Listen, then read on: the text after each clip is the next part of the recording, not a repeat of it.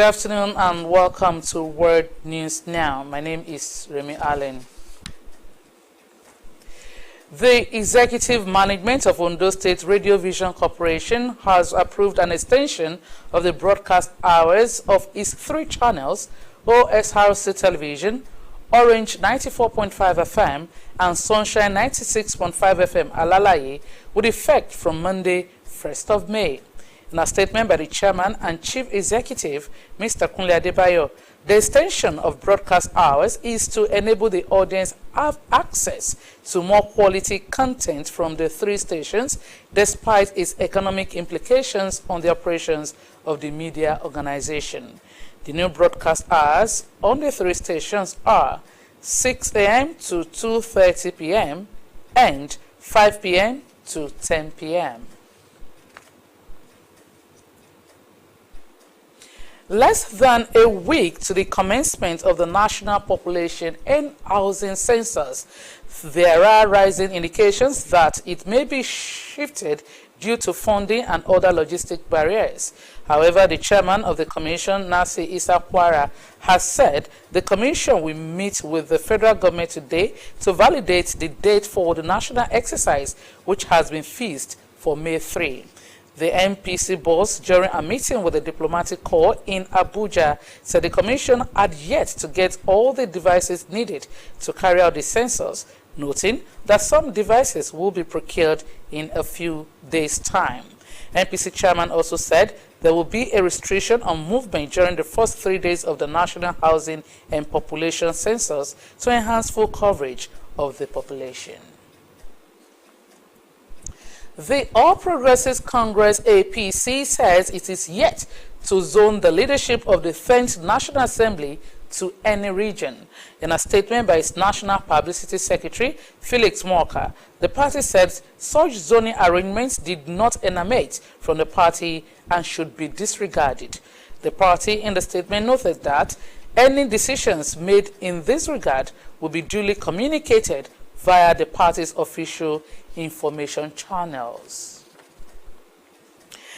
The Inspector General of Police, Usman Baba, has ordered the deployment of 12 commissioners of police to various state commands across the country.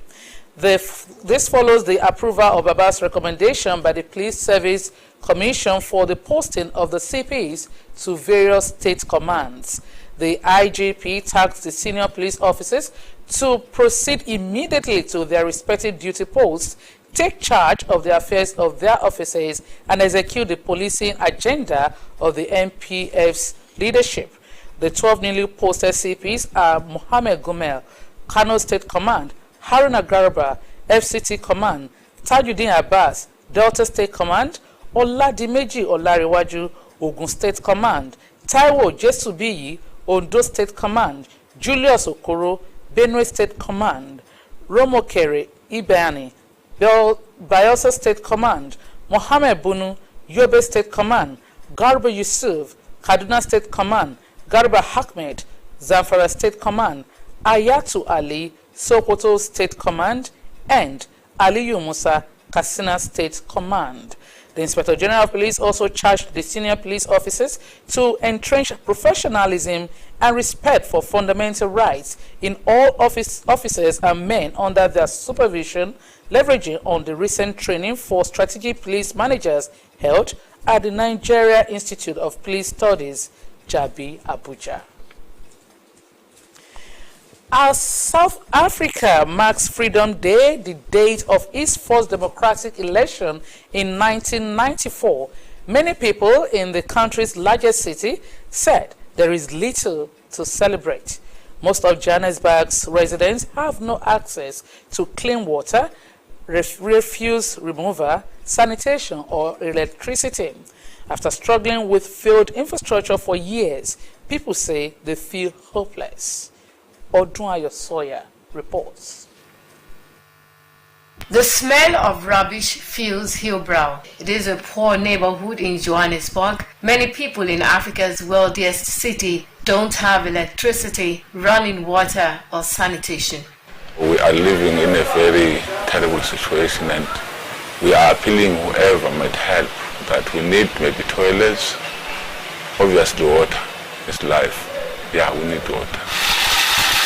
For Tulani, fetching water is a daily task. Lengthy electricity outages and no running water have become more frequent as power stations and water pipes haven't been maintained. Under South Africa's constitution, everyone has the right to basic services. Civil society groups have taken the municipality to court, but with little success.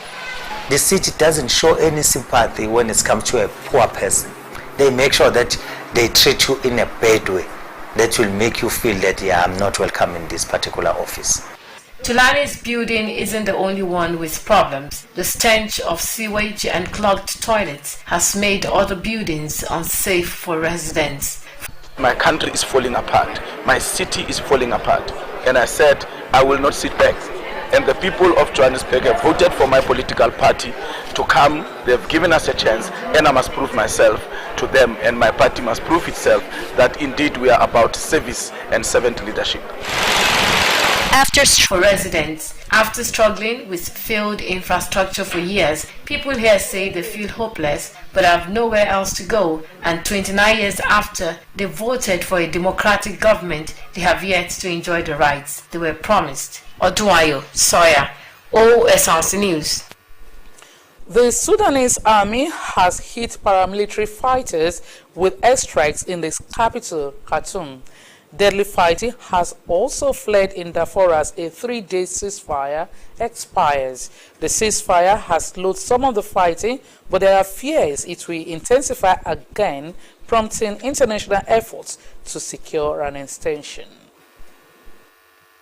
The crisis is big, the situation is very tough, and there's difficulty in internal movements. We often stand in long queues to get bread. It happened many times where we get bread, but never the amount that my family need.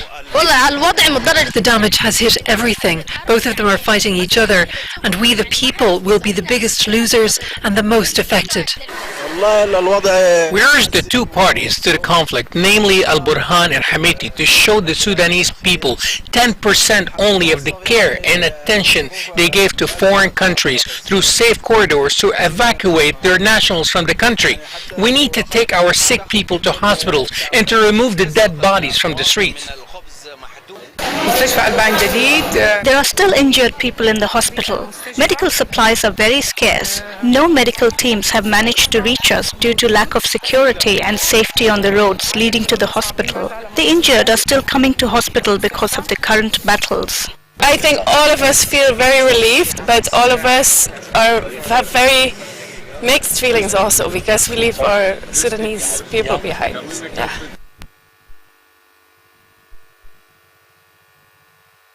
The United States has added new sanctions on Russia's FSB intelligence agency and Iran's Revolutionary Guard for taking hostage Americans.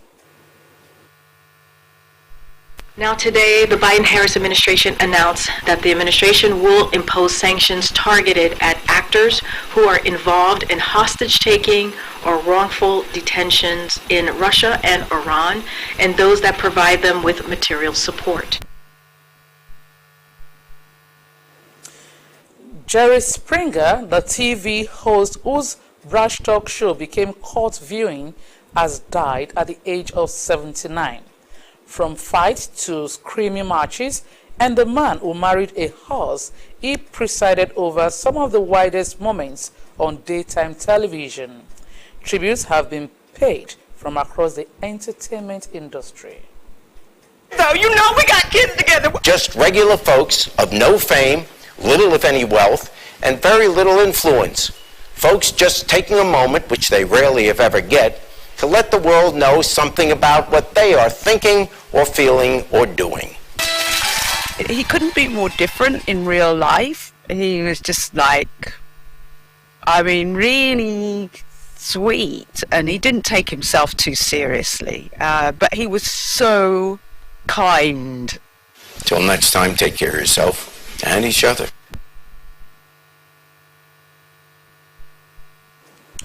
That's Word at Noon. Thanks so much for watching. Good afternoon.